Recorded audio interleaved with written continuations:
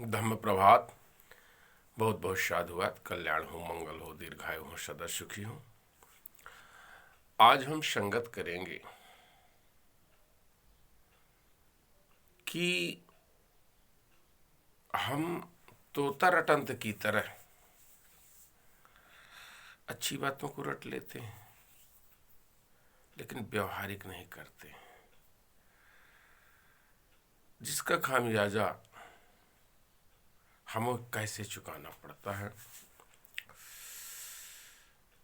आइए हम एक उदाहरण से स्पष्ट करते हैं। एक बुद्ध विहार था और जब तक बुद्ध विहार अस्तित्व में बना रहा तो उस विहार में उपासक गण, उपासिका गण, भिक्षुगण रहते थे। उपासक गण, उपासिका गण आते जाते थे। भिक्षुगण रहकर चारिका करते थे। तो उपासक गण लोग उसके भोजन पानी, अन्न अन्य आवश्यकताओं का प्रबंध करते थे। कालांतर में गैर श्रवणों का कब्जा हो गया और बुद्ध की प्रतिमा को शंकर जी बता दिए। अब वहां अबुद्धों का कब्जा हुआ, शंकर जी का पूजा होने लगा। चूंकि पहले उपासक गण, उपासिका गण लोग वहां भोजन इत्यादि का प्रबंध करते थे,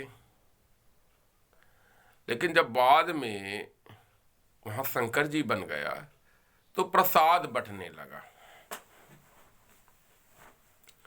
और जब प्रसाद बंटने लगा तो प्रसाद में खिचड़ी बांटने लगे।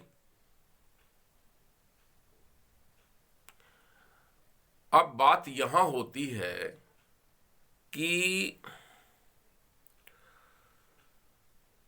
खिचड़ी बंटते बंटते बंटते बंटते एक अरसा बीत गया। लोगों के मन में आया कि खिचड़ी के अलावा अन्य तरह का प्रसाद भी बांटा जाए। तो उसमें 100 मेंबरान थे। ये हुआ कि वोटिंग कर लेते हैं। वोटिंग कर लेते हैं और वोटिंग करने में जिसका बहुमत होगा वही चलता रहेगा। 100 सदस्य थे, वोटिंग हुआ और जब वोटिंग हुआ तो 91 सदस्यों ने अलग अलग व्यंजन लिखे, लेकिन 9 सदस्यों ने खिचड़ी लिखा। तो खिचड़ी पुनः चालू हो गई। अर्थात हमारे यहां जो राजनीतिक दल बन रहे हैं, जो जनता की पीड़ा की बात करते हैं, लोक कल्याण की बात करते हैं, वो आप संघर्ष आपस में करते हैं। वो संघर्ष अकेले अकेले करते हैं, बुद्धों की शिक्षाओं के विपरीत करते हैं। जबकि अबुद्ध लोग बुद्धों की शिक्षा की कॉपी करते हैं, वो लोग एक साथ करते हैं। वो लोग भ्रष्टता का काम भी एक साथ मिलकर करते हैं। तुम ईमानदारी का काम एक साथ नहीं कर सकते हो। बुद्ध को नहीं मानते, वो बुद्ध की मानते हैं, और हम बुद्ध को मानते हैं, बुद्ध की नहीं मानते हैं। फर्क कितना है। इसलिए तमाम छोटे छोटे जो संघ काम कर रहे हैं, तमाम छोटे छोटे राजनीतिक दल जो आम आवाम का कल्याण चाहते हैं, उनको अपना विजन बड़ा करने की आवश्यकता है। तुम जहां तक अपना उखाड़ते हो उखाड़ते रहो ना, लेकिन बड़े संघ में सम्मिलित हो जाओ जो तुम्हारी विचारधारा का है। या छोटे छोटे दल, एक एक बूंद पानी मिल करके सागर बन जाता है। तुम छोटा छोटा दल मिल करके बड़ा दल बना सकते हो।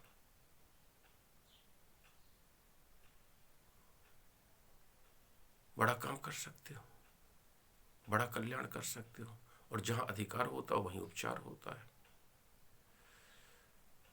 और लंबे समय से वही जो खिचड़ी पका रहे हो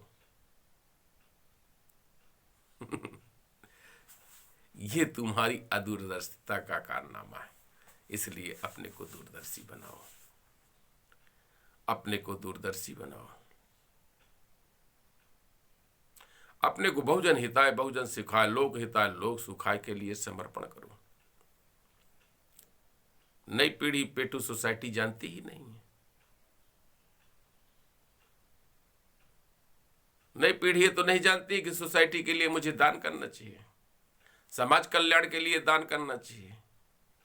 वो तो ये कहती है मैंने अपनी मेहनत से अर्जित किया है, ये जो कुछ मैंने किया है, कोई पद पायो मैंने अपनी योग्यता से पाया है। आपके पिताजी क्या योग्य नहीं थे? आपके दादाजी क्या अयोग्य थे और अब आप योग्य पैदा हो गए?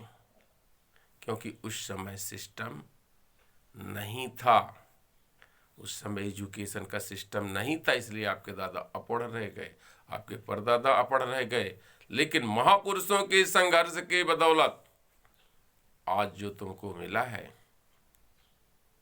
उसका तुमको चुकाना चाहिए। और अगर नहीं चुकाते हो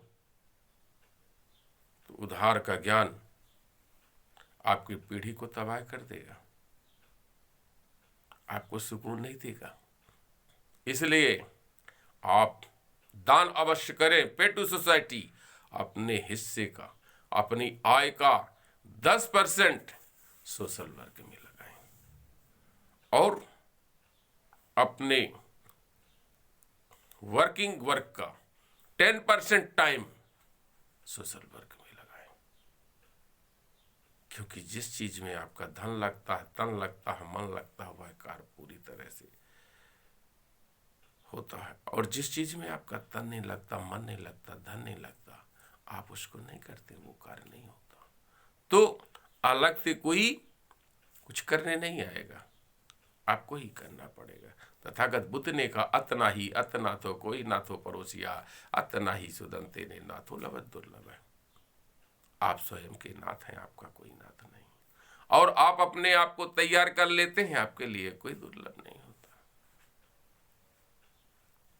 इसलिए आपको अपना विजन बड़ा करने की जरूरत है, फुल प्रूफ करने की जरूरत है कार्य। ये जो कोई कार्य आप करते हो, वह कार्य एक समय आपका शौक होता है, धीरे धीरे बढ़ते बढ़ते फिर वो जुनून में बदल जाता है, नशा में बदल जाता है। तो किसी काम को नशा ना होने दें, जुनून ना होने दें, बल्कि स्वाभाविक चलने दें। आज जो बकरे काटने का काम करता है, कल अगर 1 कुंटल काटता था, आज 50 कुंटल काटने की उसकी तमन्ना। जो गाय काटता है, जो 1 कुंटल काटता है, उसको 100 टन काटने की तमन्ना।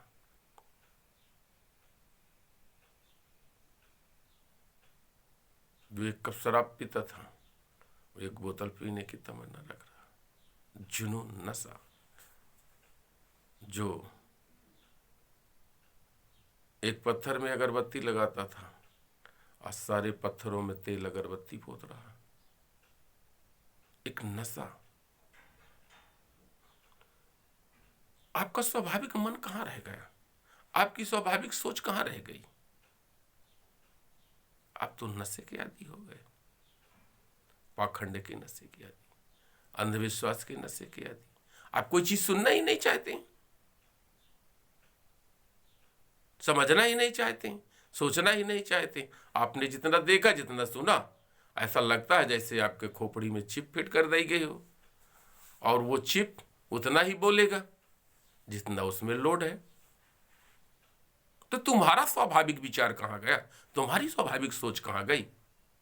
किसी का तुम विचार अपने खोपड़ी में लादे फिरोगे तो तुमको भी तो सोचने की आवश्यकता है ना। कौन सोचेगा तुम्हारे लिए? इस पर भी आपको विचार करने की आवश्यकता है। तो छोटे छोटे जो संघ हैं, इनको विजन बड़ा करने की आवश्यकता है। और छोटा छोटा मिलके बड़ा संघ बनाने की आवश्यकता है। और जब तक आपका विजन नेशनल और इंटरनेशनल लेवल का नहीं होगा, आप कुछ नहीं कर सकते हो। क्योंकि हवा ऊपर से बनती है, हवा आगे से बनती है, नीचे आप में कुवत नहीं कि आप हवा पैदा करो। इसलिए आपको अपना विजन बड़ा करने की आवश्यकता है। आपका विजन जितना बड़ा होगा, आपका उद्देश्य जितना बड़ा होगा, आपका लक्ष्य जितना बड़ा होगा, आपकी वर्किंग टाइम और working opportunity and working power उतनी ही बड़ी होगी और आपका लक्ष्य उतना ही बड़ा हासिल होगा। बहुत बहुत साधुवाद। कल्याण हो, मंगल हो, दीर्घायु हो, सदा सुखी हो। अभी एक और नशा छाया हुआ, सारे टीवी चैनल, सारे के सारे मीडिया, इवन लेकर के सोशल मीडिया भी काल्पनिक राम के मंदिर में व्यस्त हैं। सारे पॉलिटिशियन दल, सारे लोक नेता, सारे नेता और अभिनेता, सारी टीवी, समाचार, साझा का सारा मीडिया कहां पर टिका है? जाके उस काल्पनिक राम मंदिर में टिका है। 22 तारीख में उद्घाटन होना,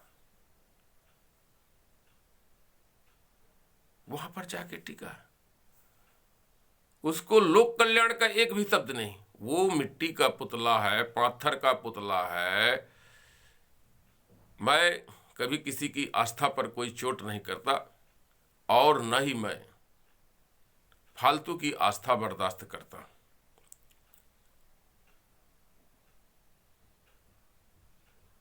आपको इस बात को जानने की आवश्यकता है कि पहली चीज है वो साकेत विहार है। बुद्ध के अवशेष निकले हैं, बुद्ध के पुरातात्विक साक्ष्य निकले हैं। राम काल्पनिक पात्र है, राम का कोई पुरातात्विक ऐतिहासिक साक्ष्य नहीं है। सुप्रीम कोर्ट कई बार अपने जजमेंटों में इस बात को आया है कि रामायण काल्पनिक महाकाव्य है। तो उसको बनाने के लिए आप गवर्नमेंट का पैसा लगा रहे हैं। अरे उसको मानने वालों को पैसा लगाना चाहिए ना, वो तो असंवैधानिक हो गया, क्योंकि भारत धर्मनिरपेक्ष कंट्री है। तो अब असंवैधानिक कार्य संविधान से कर रहे हो, संवैधानिक दायरे में रहकर हो, संवैधानिक विधाओं से कर रहे हो, संवैधानिक प्रक्रिया से असंवैधानिक काम को कर रहे हो। दूसरा, तुमको किसी गरीब की चिंता नहीं, पॉवर्टी लाइन की चिंता नहीं है, एजुकेशन की चिंता नहीं है। आपने कितने विद्यालय बनवाए, कितने विद्यार्थियों को पढ़ाने के लिए आपने फेलोशिप दिया, छात्र फेलोशिप दिया, छात्रवृत्ति दिया, शिष्यवृत्ति दिया, क्या दिया?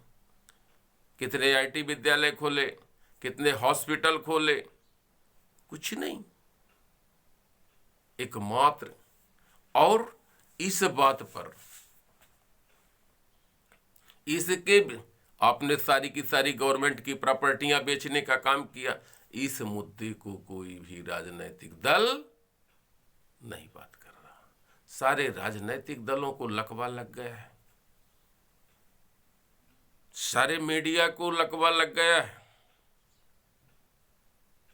सारे के सारे लोग काल्पनिक मंदिर, वो काल्पनिक राम के असली मंदिर में एक नशा भर रहे हैं, लोगों के मन में नशा भर रहे हैं, नशा भर रहे हैं।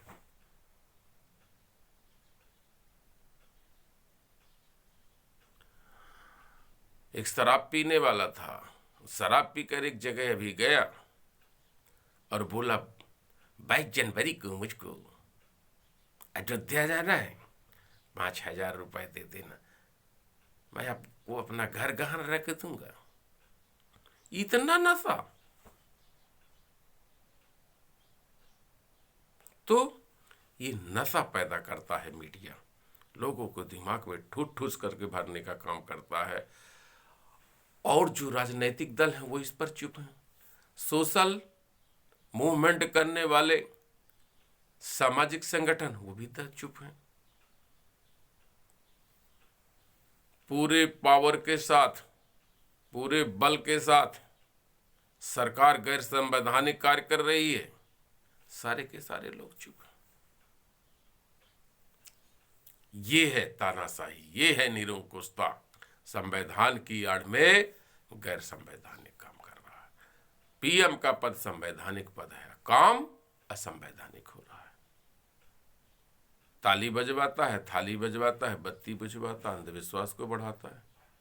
सारे की सारी न्यायपालिका है चुप है। उसके ऊपर मुकदमा लगना चाहिए, उसका ट्रायल होना चाहिए। सारा देश का मीडिया देखा है और सारे लोग चुप हैं। ये तो वही सिद्धांत हो गया, लोकतंत्र नहीं रह गया, वो तो ये हो गया बॉस ऑलवेज राइट।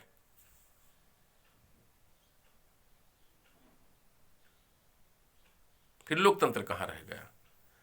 भाई लोकतंत्र का मतलब है लोक कल्याण की बात। अब बॉस ऑलवेज राइट का मतलब है बॉस के कल्याण की बात। यहां तो बॉस के कल्याण की बात चल रही है।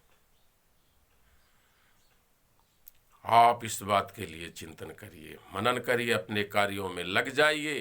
पूरे समाज को लकवाग्रस्त बनाया जा रहा है, पूरे समाज को इस पाखंड के नशे में झोंका जा रहा है। पाखंड का नशा इतना भरा जा रहा है, इतना भरा जा रहा है कि लोगों को पाखंड के अलावा कुछ नहीं दिखाई दे रहा।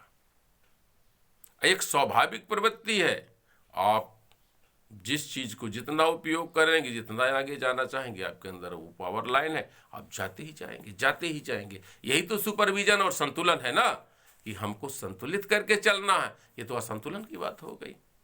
तो living of life, living of standard का कोई मतलब न रह गया, वो तो पूरा नशा कहला गया। जिसमें संतुलन न हो तो नशा है।